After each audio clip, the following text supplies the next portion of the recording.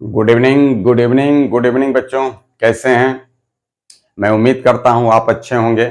देखिए, आज हम लोग एक बहुत अच्छी बात को डिस्कस करते हैं। वो है न्यूटन का सार्वत्रिक नियम। देखिए, न्यूटन का सार्वत्रिक नियम जो है, जिसे हम लोग Newton's universal law of gravitation कहते हैं।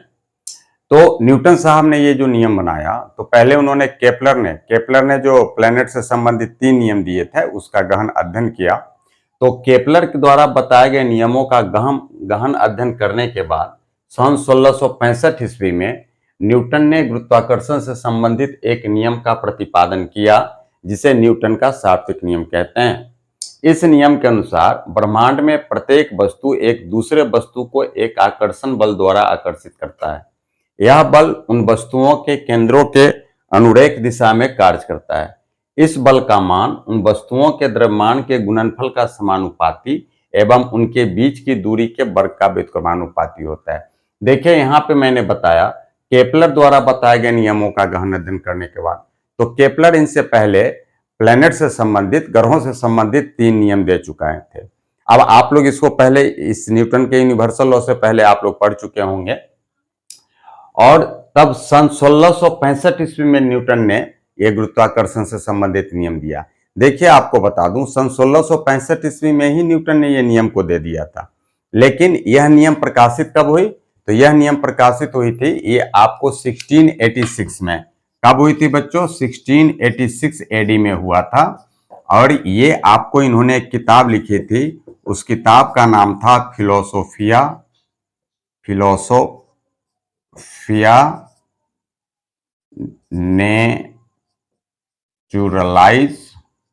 Neutralise Principia Mathematica. देखिए, ये किताब वास्तव में, ऐसे लोग इस किताब को प्रिंसिपिया भी कह लेते हैं। इन किताब का वास्तविक नाम था फिलोसोफिया नेचुरलाइज प्रिंसिपिया मैथमेटिका। ये 1686 एडी में हुआ था। एक्चुअली बात क्या थी? एक आश्चर्यजनक बात ये थी कि न्यूटन साहब ने लगभग 25 वर्ष की उम्र में ही अधिकतर खोजें कर ली थी, लेकिन न्यूटन साहब बड़ी शर्मीले स्वभाव के थे। अब शर्मीले स्वभाव के थे, तो उन्होंने अपने जो भी पुस्तकें लिखी, तो वो लगभग 20 वर्ष के बाद प्रकाशित हुआ। आप देखिए, 1686 एडी में इन्होंने ये किताब लिखी। फिर आप देखिए 1704 में, 1704 एडी में इन्होंने एक किताब लिखी, ऑप्टिक्स। उस किताब का नाम था ऑप्टिक्स। और इन्हीं 2 किताबों में उन्होंने अपनी सभी खोजों के बारे में लिखी है और ये बात बताई थी। और ये मैथमेटिका में आई छुट्टियां था, मैथमेटिका। तो फिलोसफिया न्यूट्रलाइज प्रिंसिपिया मैथमेटिका में इन्होंने इसका वर्णन किया। अब यहाँ एक और बात चलते चलते बता देता हूँ। ये 1665 में क्या हुआ था कि ये न्यूटन साहब उस 1661 में इनका एडमिशन कैम्ब्रिज यूनिवर्सिटी में हुआ था। आपको पता होगा बच्चों, ये न्यूटन साहब इंग्लैंड के रहने वाले, तो वहीं पे ग्रैंथम नाम का एक जगह है, और ग्रैंथम के बगल में ही है वो आपको बल्सथोर पे एक प्लेस है जहां न्यूटन का जन्म हुआ था। खैर, तो 1661 में इनका कैम्ब्रिज यूनिवर्सिटी में इनका एडमिशन हुआ। अब 1665 में वहां इंग्लैंड में प्लेग फैल गया था। तो प्लेग फैल गया तो न्यूटन साहब कहाँ चले आए? अपने माँ के घर चले आए। जैसे अभी अभी आपने देखा होगा कि जब कोरोना का समय आया था, जब कोरोना फैला अपने हिंदुस्तान में, तो सभी जगह से बच्चे अपने स्कूल से, हॉस्टल से घर चले गए थे। तो सेम यही थिंग हुआ वहां पे। तो ये न्यूटन साहब अपने माँ के पास चले आए। अब माँ के पास चले आए तो इनके माँ को सेब का बहुत बगीचा था। और देखिए बच्चों, आप लोग जो ये सुनते हैं कि न्यूटन साहब ने सेब को नीचे गिरते हुए देखा तो गुरुत्वाकर्षण की खोज कर दी, तो वास्तव में वो अपने माँ के बगीचे में ही बैठे हुए थे और वहीं पे उन्होंने सेब को गिरते हुए ऊपर से नीचे देखा और गुरुत्वाकर्षण की उन्होंने खोज कर दी। तो खैर, तो ये केपलर द्वारा बताए गए नियमों का गहन अध्ययन करने के बाद सन 1665 ईस्वी में न्यूटन ने गुरुत्वाकर्षण से संबंधित एक नियम का प्रतिपादन किया, और इसे ही हम लोग क्या कहते हैं? न्यूटन का सार्वत्रिक नियम कहते हैं। इस नियम के अनुसार ब्रह्मांड में प्रत्येक वस्तु एक दूसरे वस्तु को एक बल द्वारा आकर्षित करता है। यानी जितने भी यूनिवर्स में जितने भी बॉडी हैं, सभी एक दूसरे को एक बल द्वारा आकर्षित करते हैं। जैसे मैं यहाँ खड़ा हूं, तो ये बोर्ड भी हम पे एक फोर्स लगा रहा होगा, हम भी इस पे फोर्स लगा रहे होंगे। ऊपर में फैन है, अब ये भी हम पे फोर्स लगा रहा होगा, हम भी इस पे फोर्स लगा रहे होंगे। तो दुनिया में जिस वस्तु में भी द्रव्यमान है, जिसमें भी मास है, सब में फोर्स ऑफ अट्रैक्शन होता है, एक दूसरे को आकर्षित करते हैं। यह बल उन वस्तुओं के केंद्रों के अनुरेख दिशा में कार्य करता है। यानी यह जो फोर्स होता है, ये दो ऑब्जेक्ट्स हैं तो इनके सेंटर के एलोंग काम करता है, एक दूसरे को सीधे एक दूसरे की अपनी ओर आकर्षित करते हैं। इस बल का मान उन वस्तुओं के द्रव्यमान के गुणनफल का समानुपाती एवं उनके बीच की दूरी के वर्ग का व्युत्क्रमानुपाती होता है। यानी द्रव्यमान जितना अधिक होगा दोनों वस्तुओं का, उनके बीच फोर्स ऑफ अट्रैक्शन उतना ही अधिक होगा, और जितनी दूरी बढ़ेगी तो फोर्स ऑफ अट्रैक्शन का मान कम होगा। मैं थोड़ा इंग्लिश मीडियम के स्टूडेंट्स के लिए इसे इंग्लिश में बोल देता हूं। Newton studied Kepler's law and in 1665 he suggested a law about gravitation. This law is known as Newton's universal law of gravitation.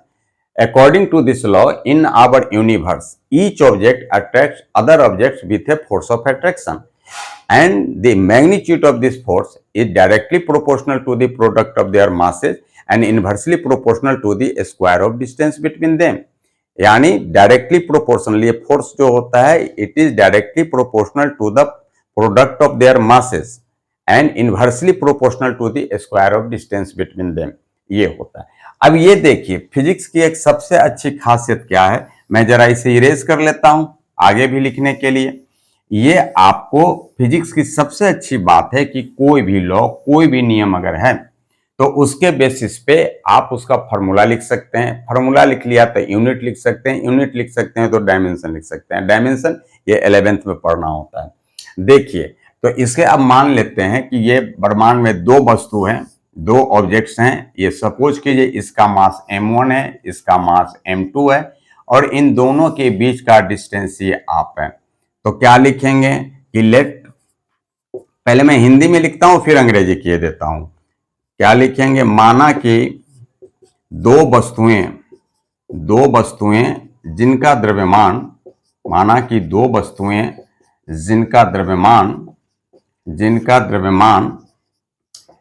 m1 एवं m2 हैं, जिनका द्रव्यमान m1 एवं m2 है, m1 एवं m2 है, एक दूसरे से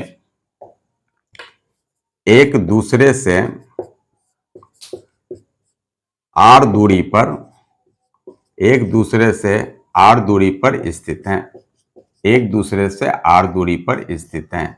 I mean, suppose that two bodies having masses m1 and m2 are situated at distance r. मतलब अंग्रेजी में क्या बोलेंगे, suppose that two bodies having masses m1 and m2 are situated at distance r. अब देखिए according to this law, अब according to this law, I mean इस नियम के अनुसार, अकॉर्डिंग टू दिस लॉ मतलब इस नियम के अनुसार, इस नियम के अनुसार, इस नियम के अनुसार, और ये अगर जोड़ेंगे तो जोड़ दीजिए, माना कि बल F, माना कि उनके बीच F बल लग रहा है, F बल लग रहा है। आई मीन इसी को कहेंगे suppose that the force F is applied between them. अब अकॉर्डिंग टू दिस लॉ क्या हो जाएगा, अब ये कहता है, देखिए हम कितनी आसानी से निकालते हैं इस फॉर्मूला को। इस बल का मान आई मीन F उन वस्तुओं के द्रव्यमान के गुणनफल का समानुपाती, यानी the applied force is directly proportional to. अब देखिए डायरेक्टली प्रोपोर्शनल का ये साइन होता है, मैं इसके पहले के भी वीडियो में बता चुका हूं। इस बल का मान उन वस्तुओं के द्रव्यमान के गुणनफल का समानुपाती, यानी F समानुपाती है उनका गुणनफल। तो द्रव्यमान क्या है बच्चों, m1 और m2 है, इनके द्रव्यमान के गुणनफल का समानुपाती यानी m1 into m2। I mean the force is directly proportional, the force is directly proportional to the product of their masses. You can see that here masses are m1 and m2, so we can write F is directly proportional to m1 into m2, हम ऐसा लिख सकते हैं।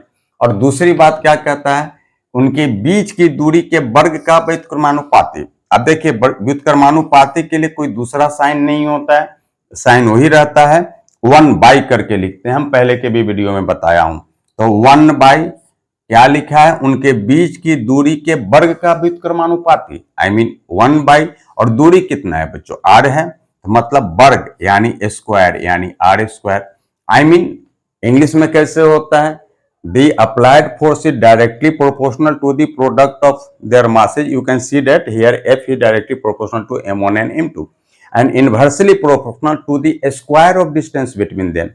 So we can write that F is ये inversely proportional, ये sign किसका है बाबू, ये समानुपाती का ही है, प्रोपोर्शनल का ही है, 1 लिखते हैं 1/r²। अब दोनों को अगर मिला दें आफ्टर कंबाइनिंग, यानी दोनों को मिलाने पर, after combining I mean after combining यानी दोनों को मिलाने पर। अब देखिए दोनों, मैं दोनों ही में लिख देता हूं हिंदी अंग्रेजी में, कि दोनों ही, जो इंग्लिश मीडियम के स्टूडेंट्स हैं उन्हें भी प्रॉब्लम नहीं हो, हिंदी वाले को भी नहीं हो। दोनों को मिलाने पर, दोनों को मिलाने पर, और बता दूं ये बहुत ही इंपॉर्टेंट लॉ होता है जी, दोनों को मिलाने पर कैसे लिखेंगे बाबू, एफ डायरेक्टली प्रोपोर्शनल, ये साइन हो गया, ऊपर में क्या है m1 इंटू m2 और बाई ये 1/r² है ना, F is directly proportional to m1 m2/r²। कोई दिक्कत, देखिए यहाँ F is directly proportional m1 m2 तो लिख दिया, इनवर्सली प्रोपोर्शनल 1/r² है तो क्या हो गया r²। और आप देखिए आपको पता है कि ये फिजिक्स में कोई भी प्रोपोर्शनल का साइन हटाने के लिए एक कांस्टेंट हम लिखते हैं। अब कांस्टेंट जो लिखते हैं ये आपको इसके लिए कैपिटल जी लिखते हैं, क्या लिखते हैं, कैपिटल जी लिखते हैं, capital G m1 into m2/r²। ये एफ का हो गया फॉर्मूला, कोई दिक्कत। देखिए ये नियम ही कहता है ना, इस बल का मान उन वस्तुओं के द्रव्यमान का गुणनफल, द्रव्यमान के गुणनफल का समानुपाती, यानी एफ समानुपाती है उनके द्रव्यमान कितना है m1 m2 तो इसके गुणनफल का, और उनके बीच की दूरी के वर्ग का व्युत्क्रमानुपाती, बीच का दूरी कितना है r, तो 1/r²। दोनों को मिलाया, एफ इज डायरेक्टली प्रोपोर्शनल, ऊपर में m1 m2 हो गया, नीचे में r², और एफ बराबर प्रोपोर्शनल के साइन को हटाने के लिए हम लोग एक कांस्टेंट डालते हैं, इसमें क्या कांस्टेंट लिखा जाता है, कैपिटल जी लिखा जाता है। तो हमने यहाँ बराबर का साइन दिया, कैपिटल जी m1 m2/r², जहां पे where capital G is a constant, capital G क्या होता है, ये कांस्टेंट होता है, and known as gravitational constant, इससे हम लोग क्या कहते हैं, ग्रेविटेशनल कांस्टेंट कहते हैं, नोन एज ग्रेविटेशनल कांस्टेंट। ये क्या कहलाता है, ये ग्रेविटेशनल कांस्टेंट कहलाता है। मतलब जहां जी एक नियतांक है और इसे हम लोग गुरुत्वाकर्षण नियतांक कहते हैं, क्या हिंदी हो जाएगी, where G is a constant and known as gravitational constant, इसकी हिंदी हो जाएगी जहां जी एक नियतांक है और इसे हम लोग गुरुत्वाकर्षण नियतांक कहते हैं। कोई दिक्कत। अब देखिए बच्चों यहां तक कोई दिक्कत नहीं, अब आगे देखिए जी के बारे में थोड़ा देख लेते हैं, ये क्या होता है, कैसे होता है, कितना इसका वैल्यू होता है। ये देखिए अभी हमने लिखा कि एफ बराबर, देखिए एफ बराबर हमने लिखा है कैपिटल जी m1 m2/r², कोई बात नहीं। अब हम जी का निकालते हैं, चूंकि एफ बराबर क्या होता है, capital G m1 into m2/r²। अब इसे हम क्रॉस मल्टीप्लीकेशन करते हैं, इससे क्रॉस मल्टीप्लीकेशन, इसके बाई में 1 है, क्या हो जाएगा जी m1 इंटू m2, और ये क्रॉस मल्टीप्लीकेशन f से r² का गुना होगा fr²। ये क्रॉस मल्टीप्लीकेशन जिसको हम लोग तिरछा गुना कहते हैं, इसके बाई में 1 है तो 1 से गुना हुआ, जी m1 m2 बराबर है, और ये f है r² है fr², इसलिए g बराबर है क्या हो जाएगा fr²। और देखिए बच्चों यहाँ गुना में है, आप मैथ में बेहतर हमसे जानते होंगे कि इधर जब आएगा तो ये भाग हो जाएगा, m1 इंटू m2 हो गया, तो ये आपका g का ये फॉर्मूला हो गया, g बराबर fr²/m1 इंटू m2। अब आइए हम लोग इससे यूनिट निकालते हैं, इसकी इकाई क्या होगी। तो देखिए g बराबर है fr²/m1 इंटू m2। देखिए यूनिट रटने की चीज नहीं होनी चाहिए, ये रटने की कोई जरूरत नहीं है, आप खुद ही बना लीजिए ना। अब देखिए कैसे बनाते हैं, सबका यूनिट लिख दीजिए, एफ बल होता है ना, बल का क्या यूनिट होता है, न्यूटन लिख दिया। आर, आर क्या है, डिस्टेंस है, डिस्टेंस का यूनिट क्या होता है, मीटर होता है बच्चों। तो क्या लिख देंगे, न्यूटन गुने मीटर स्क्वायर बटे मास, ये द्रव्यमान है, द्रव्यमान का क्या होता है, केजी होता है, इनटू यह भी द्रव्यमान है, इसका भी केजी होता है। देखिए जिसका भी यूनिट निकालना है, सभी जितने क्वांटिटी हैं जो भी हैं उनका यूनिट लिख दीजिए, फिर सॉल्व कर लीजिए। अब ये क्या हो गया, ऊपर में न्यूटन मीटर स्क्वायर और पर कहते हैं बाई को, केजी केजी का गुना हो गया, क्या हो गया, KG square. I mean the SI unit of capital G is क्या हो गया, Newton metre square per kg square हो गया। और इसी को ऐसा भी लिखा हो सकता है, न्यूटन मीटर स्क्वायर, अगर बाई को हटाएंगे तो क्या हो जाएगा, केजी इनवर्स 2 हो जाए। ये कैसे हो जाता है आपको पता है, 1/5 बराबर क्या लिखते हैं, 5 इनवर्स 1 लिखते हैं। 1/5 स्क्वायर बराबर 5 to the power of -2, 1/5 to the power of cube is equal to 5 to the power of -3। नीचे से ऊपर जाता है तो पावर माइनस हो जाता है, और ऊपर से नीचे भी आएगा तो पावर क्या हो जाएगा, माइनस हो जाएगा। है तो ये दोनों ही तरीके से लिखा जाता है, newton metre square kg inverse 2 या newton metre square per kg square. ये जी का ये यूनिट होता है। अब देखिए जी का वैल्यू क्या होता है, तो कैपिटल जी का वैल्यू होता है the value of capital G, the value of capital G ये होता है 6.6734 into 10 to the power of -11। और अभी आपने देखा है यूनिट क्या होता है, newton metre square per kg square होता है।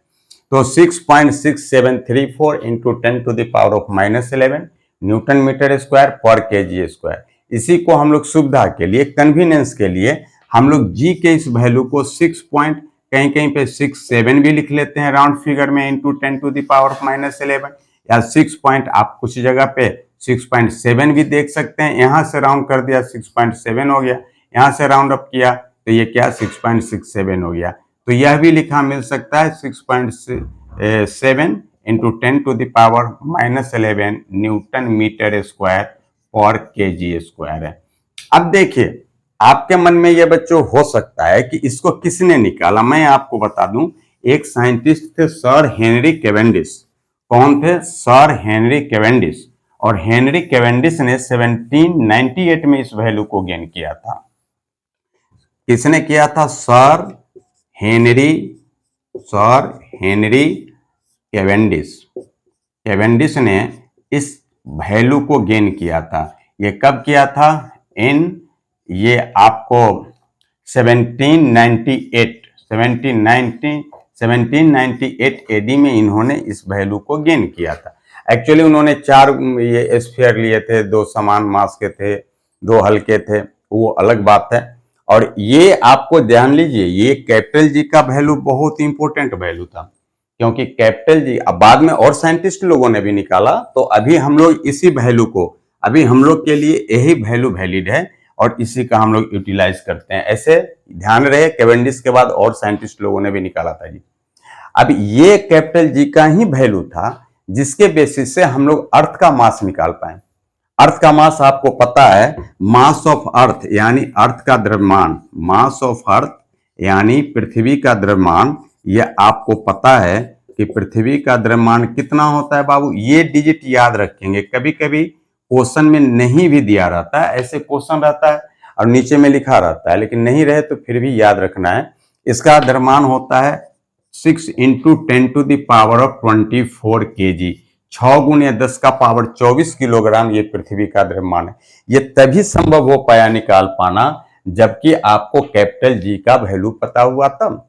बिना इसके वैल्यू के ये संभव ही नहीं था। अभी पृथ्वी का द्रव्यमान निकाला कैसे गया, तो ये बात भी कभी और वीडियो में मैं आपको बताऊंगा कि ये कैसे संभव हो पाया, जिसमें आप देखेंगे इस कैपिटल जी के वैल्यू का बहुत ये वैल्यू था, उसका बहुत बड़ा रोल था। इसीलिए इन्हें कैवेंडिश साहब को, आपको कैवेंडिश साहब को पृथ्वी के द्रव्यमान का पिता, पृथ्वी को तौलने का पिता, पृथ्वी को तौलने का पिता, पृथ्वी को तौलने का पिता भी यह अवार्ड आपको हेनरी कैवेंडिश के नाम पे जाता है। इन्हें पृथ्वी को तौलने वाला पिता या पृथ्वी को तौलने वाला पिता का पिता बेहतर हो, लिख लीजिए पृथ्वी को तौलने वाला पिता। ये पृथ्वी को तौलने वाला पिता, ये या पृथ्वी को तौलने वाला वैज्ञानिक भी कहते हैं, या पृथ्वी को तौलने वाला वैज्ञानिक भी कहते हैं, पृथ्वी को तौलने वाला वैज्ञानिक भी कहते हैं, तौलने वाला वैज्ञानिक भी कहते हैं। तो ये हेनरी कैवेंडिश साहब को पृथ्वी को तौलने वाला वैज्ञानिक कहते हैं या पृथ्वी को तौलने वाला पिता भी कहते हैं। आपको हेनरी कैवेंडिश को ही कहा जाता है। मैं समझता हूं बच्चों आप इस चीज को जरूर समझ गए होंगे।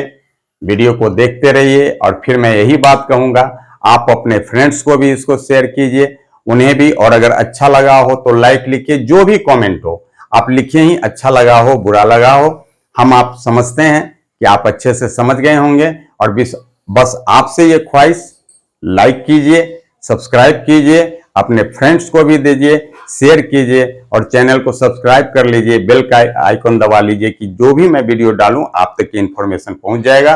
और अभी नवरात्रा चल रहा है जी, तो आप सबों को नवरात्रा की ढेर सारी शुभकामनाएं। मां की कृपा आप पे बनी रहे। बहुत बहुत धन्यवाद, फिर मिलेंगे।